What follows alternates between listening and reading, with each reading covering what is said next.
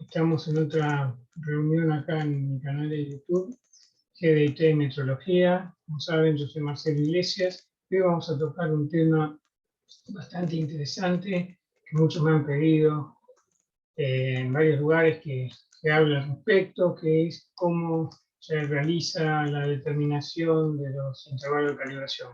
Este video se va a dividir en dos partes. Esta primera entrega es la de la metodología para determinar los intervalos de calibración, siguiendo básicamente la OML de 10. Y en otra voy a dar, para que ustedes puedan ya sacar con un fundamento, distintas bibliografías donde aparecen frecuencias de calibración, para que ustedes tengan argumento ante una auditoría y poder sustentarlo.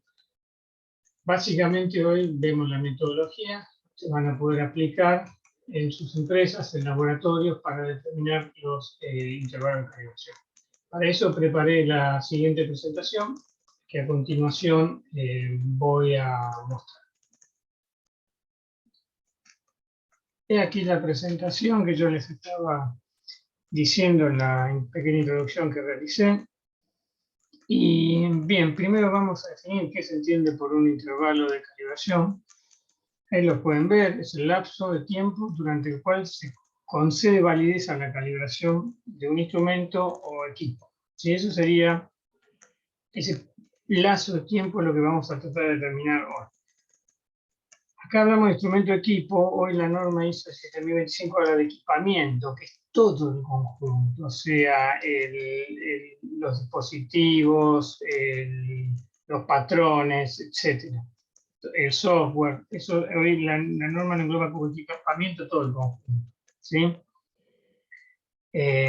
Porque a veces se calibra todo un conjunto. Por ejemplo, una máquina de tracción, el equipamiento es el software, las mordazas, las distintas celdas de carga que trae, el extensómetro, todo eso hace el equipamiento del equipo, ¿sí? Bueno, eso que quería advertir.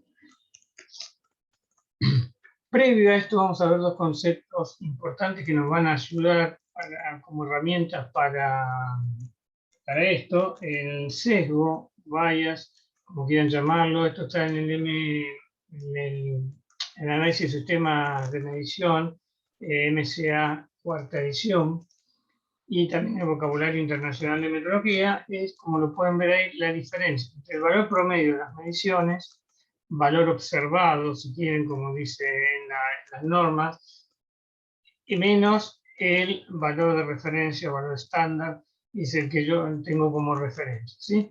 Entonces, eso me da el sesgo de mi medición. Y otro tema que vamos a ver, algunos llaman el sesgo, le llaman tendencia también. Otro tema que vamos a ver es la estabilidad TRIF. Esto está en el MCA cuarta edición, que es la variación o el cambio de sesgo en el tiempo. Ahí tenemos distintos sesgos, o sea, valores promedios respecto a valores de referencia, de diferentes tamaños, y eso se llama drift o deriva, que en el MCA cuarta edición lo llama sesgo. Directamente uno podría hacer la diferencia entre valores promedio de cada calibración, porque el valor de referencia siempre es el mismo, y lo único que hay es una diferencia respecto al corrimiento de ese promedio, ¿sí? Entonces se anularía el valor de referencia, la diferencia entre dos sesgos es entre los promedios. Pero bueno, eso es importante que lo tengan en claro. La deriva la puedo sacar directamente como diferencia de promedio del tiempo 1 menos el tiempo 2, o diferencia de sesgos, si quieren, de mejor manera o más académicamente hablando. Bien. Yo hablé de la norma OML de 10, los factores que influyen para determinar el intervalo de calibración, varios de ellos lo pueden ver ahora. Primero, el tipo de instrumento.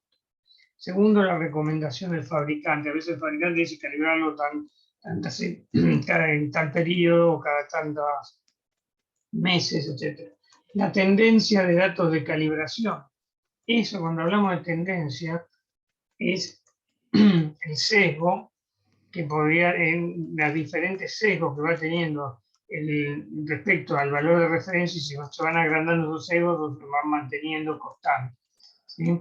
Registros históricos de mantenimiento, eso es importante porque en función de las actividades de mantenimiento que voy haciendo, si más o menos se mantienen constantes, también me ayuda. Extensión y severidad de uso, ¿en dónde está el equipo? No es lo mismo que el equipo esté en producción, que el equipo esté en un laboratorio, por instrumentos en producción o en un laboratorio. Generalmente la frecuencia de calibración de equipos en producción son menores que la frecuencia de calibración de equipos en laboratorio. ¿Por qué? Porque se usa más en producción que en laboratorio.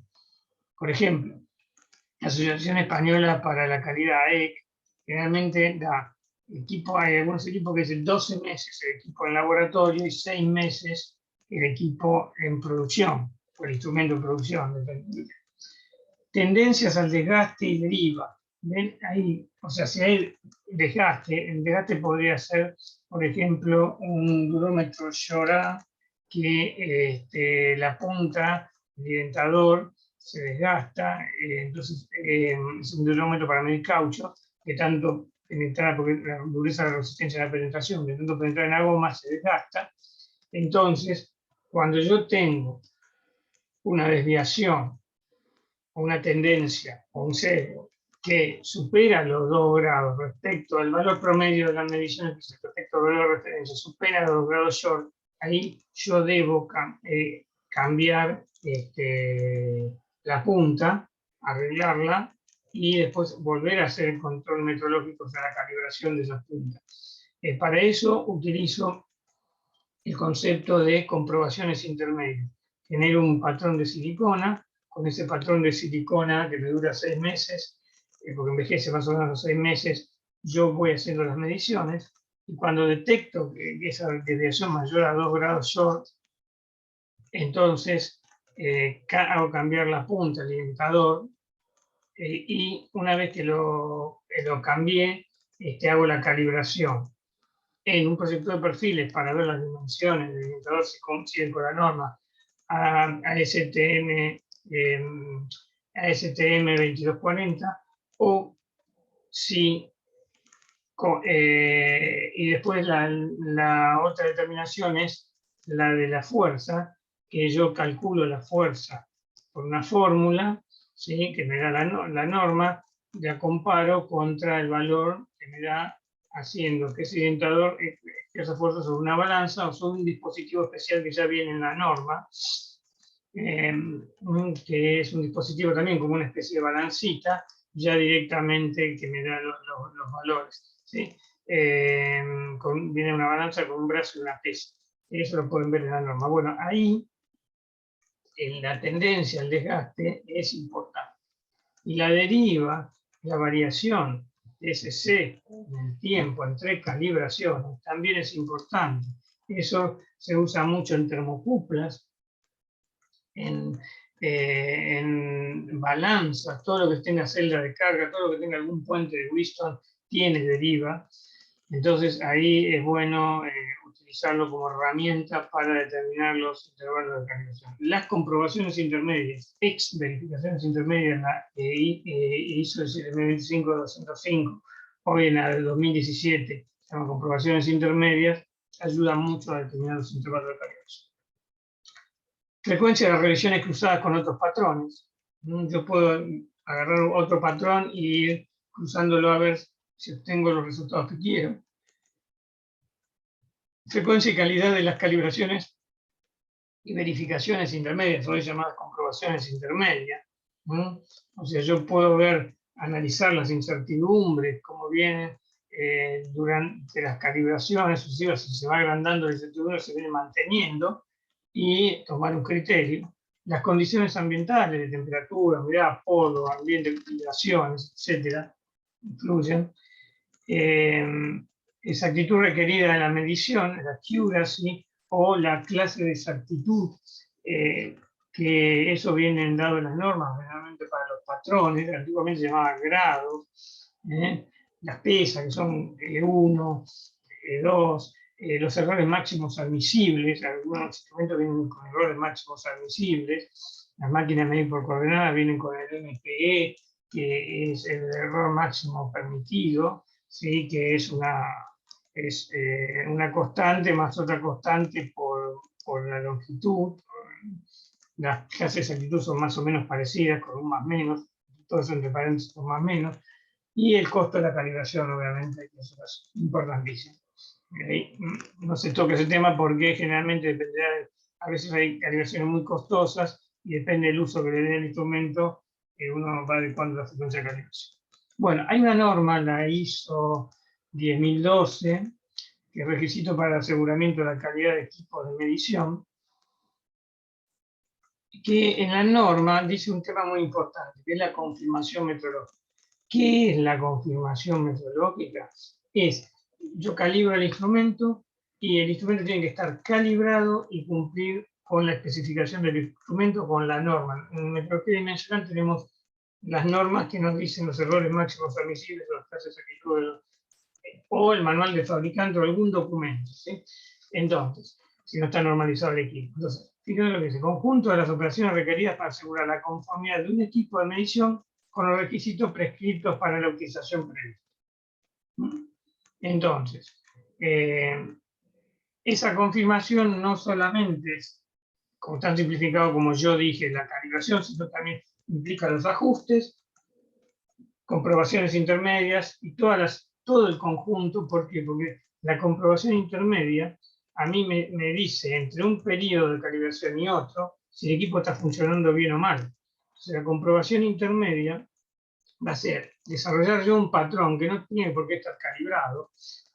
Puedo agarrar, por ejemplo, tengo una máquina de tracción, puedo colgarle un peso para ver en ciertos puntos de la escala cuánto da, cuánto repite, o un calibre, agarrarme, hacer un cilindrito y con ese cilindro medirlo, caracterizarlo estadísticamente después de que yo medí, ya traje calibrado el calibre, y bueno, ir controlando el calibre en ciertos puntos, cómo funciona, con varios cilindros de eso, o agarrar bloques patrones que están muy gastados, que yo ya di, lo dejé fuera, que no lo voy a mandar a calibrar más, y usarlo para chequear que el equipo esté funcionando bien. No calculo incertidumbre, no hago un informe específico, nada, sino que testeo que el equipo esté funcionando correctamente. Una estufa, por ejemplo, meto una termocupla en la temperatura que más habitualmente uso, la pongo en el centro y verifico que el display me arroje valores más o menos dentro de lo que yo estoy previendo que tiene que funcionar la estufa, ¿sí? Entonces, no digo igual a lo del display, pero cercanos dentro de un margen de error que yo haya estipulado. Bueno, entonces, esas son las comprobaciones intermedias. Con eso estoy diciendo que el equipo sigue funcionando bien, porque yo puedo calibrar un equipo o un instrumento, un calibre, por ejemplo, o micrómetro, se me cae al piso, ya pierde el estado de calibración. Tengo que comprobar que ese problema que tuvo de caerse al piso no afectó la calibración. Si se me cayó al piso y se me rompió algo del equipo, por ejemplo, un reloj comparado que se caiga al piso y se rompa el vidrio, bueno, eso yo ahí tendré que mandar ya a repararlo, arreglarlo y ya tengo que volver a calibrarlo nuevamente. Entonces las comprobaciones intermedias me dicen si está funcionando correctamente. Esto ya viene de la ISO 17025 2005, en 2017 también se mantiene. Antiguamente las verificaciones intermedias, ahora se llama comprobación intermedia, pero se tiene. Bien, ven la confirmación metrológica, lo que yo decía. Involucra la calibración, ajuste, reparación y recalibración ulterior. Era lo que hablábamos del durómetro, lo que hablaba de un instrumento que se cae. Todo eso involucra la confirmación metrológica. No solamente que el calibrero cumpla con la norma, sino que teniendo todo esto, que esta ficha de equipo, teniendo toda esta información, yo puedo confirmar metrológicamente. ¿Qué es un proceso de medición? Bueno, son todos los recursos, actividades y cómo influencias interrelacionadas que producen una medición. Influencias interrelacionadas también está hablando de la condición ambiental, de otros aspectos. Intervalo de control. Un aporte importante de la eficiencia de funcionamiento de un sistema de medición era determinar el periodo entre dos confirmaciones metrológicas sucesivas de los patrones y equipos de medición. Eso es muy importante.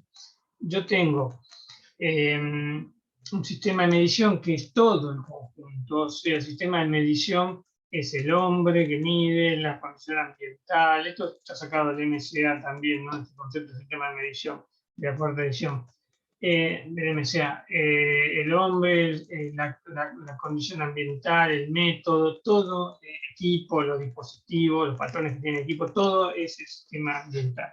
El sistema, perdón, de medición, ambiental. El sistema de medición. Y cuando yo hago la determinación entre dos periodos, ahí tengo lo que se llama intervalos de control. Bien, vamos a los métodos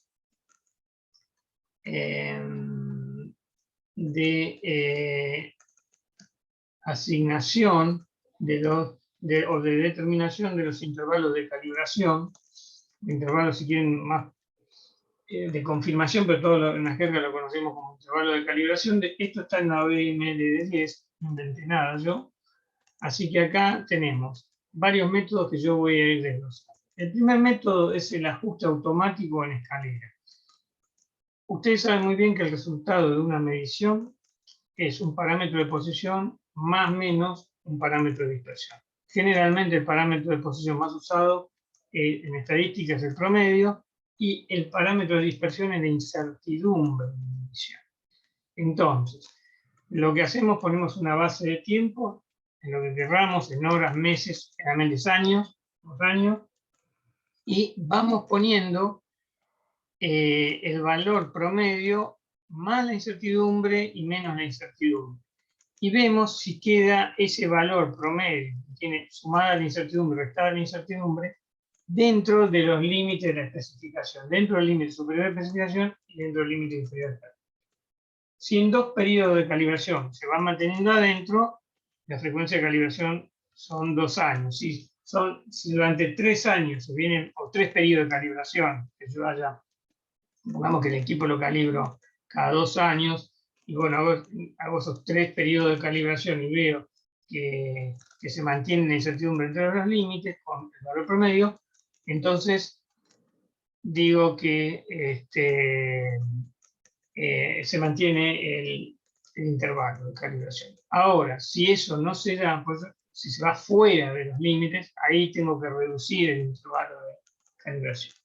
Bien, gráfico de control es control estadístico del proceso, es poner algunos puntos del equipo, generalmente el punto extremo, que es donde más incertidumbre están, o el punto inferior de la escala, y algún punto intermedio, 3 puntos, por ejemplo, pueden hacerlo, y bajo control estadístico gráfico, por ejemplo, podrían ser X promedio, el promedio rango, el promedio rango, y ahí ustedes grafican y ven si queda dentro de los límites de control. Eso es otra manera de hacer. Recuerden que toda fuente de incertidumbre que yo le aplique control estadístico del proceso, se mantenga dentro de los límites de control estadístico del proceso, no se cuenta como fuente de incertidumbre. ¿Sí? Así que bueno, el gráfico de control, además de aplicarlo para eso, también lo aplicamos acá para esto, para ver que mi equipo se mantiene dentro de control estadístico del proceso. Bueno, el tiempo calendario. El tiempo calendario es, ahí lo que se hace es tomar, por ejemplo, familias de equipos, por ejemplo, una fábrica que tenga 2000 equipos, como me tocó en su momento trabajar, y entonces armamos familias. Y esas familias son grupos de equipos, por ejemplo, grupos de calibres, grupos de micrómetros, todos iguales, ¿no? Con las mismas características metrológicas, cualidades metrológicas, resolución, rango, etc. Entonces, dentro de esos grupos, de esas familias, nosotros lo que hacemos es la calibración y ponemos lo que se llama hoy, antiguamente se llamaba criterio de aceptación-rechazo, que se llama regla de decisión en la ISO 17025-2017, ponemos una regla de decisión, un criterio de aceptación-rechazo. Decimos, por ejemplo, si el 2% de los elementos calibrados da mal, ¿sí?, se mantiene intervalo de calibración. Si superan los elementos calibrados que dan mal ese 2%, se achica el intervalo de calibración. Tiré 2% por tirar, eso cada uno lo tiene que definir y lo tiene que justificar de por qué adoptó ese criterio de aceptación, rechazo de esa regla de decisión, como se dice actualmente. Bueno, eso hay que justificarlo, y una vez que uno lo tiene justificado, lo usa como parámetro para caracterizar esa familia y mantener o no el intervalo de calibración. Tiempo de uso. Tiempo de uso es el odómetro de la gente de mantenimiento, lo van a entender muy bien. Es el odómetro, el cuenta horas que se ponían en las máquinas para hacerle mantenimiento. Acá pasa lo mismo, pero con calibración. Yo no le voy a poner un odómetro al instrumento. Sí voy a ir llevando el tiempo de uso que se va usando ese instrumento, y diré, a partir de cuando logra el tiempo de tantas horas de uso, ese instrumento yo lo calibro, ¿sí? Es un objetivo que uno se tiene que formar. Eso es una ventaja porque me alarga los tiempos de calibración. El tiempo que se usa menos, no lo tengo que calibrar tan seguido. ¿Cuál es la desventaja? Que necesito tener una persona que me haga el seguimiento con un software, con lo que ustedes quieran, pero tiene que hacer el seguimiento de eso. Alguien se tiene que ocupar de ver cómo las personas que se están usando en fábrica, por ejemplo, los equipos, o en un laboratorio, cuánto tiempo de uso lo usan, y ir llevando esa estadística, ¿sí? Entonces ahí se encarece un poco el método. Y el ensayo durante el uso es cuando tenemos equipos remotos. Yo siempre doy el ejemplo de, por ejemplo, tener un equipo en una base antártica, ¿sí? En Antártida, y usarlo cada 5 años. No lo uso habitualmente ese equipo, lo uso para hacer un experimento, medir en un experimento que lo hacemos, está programado cada 5 años, se usa muy poco el equipo, entonces lo calibro antes de usarlo. Esa es la otra, lo otro que en la OIML10 nos dice. Bueno, con esto damos por finalizado esta charla, y a este video le va a continuar otro de también de determinación de los intervalos de calibración, donde yo voy a mostrar documentación de distintos autores con frecuencias de calibración para que ustedes puedan adoptar las mismas en sus empresas o laboratorios, tomándolas como referencias, ¿sí? Bueno, de ya, muchísimas gracias, y nos vemos en la próxima edición del video que siga a esto. Muy amable por su atención. Gracias.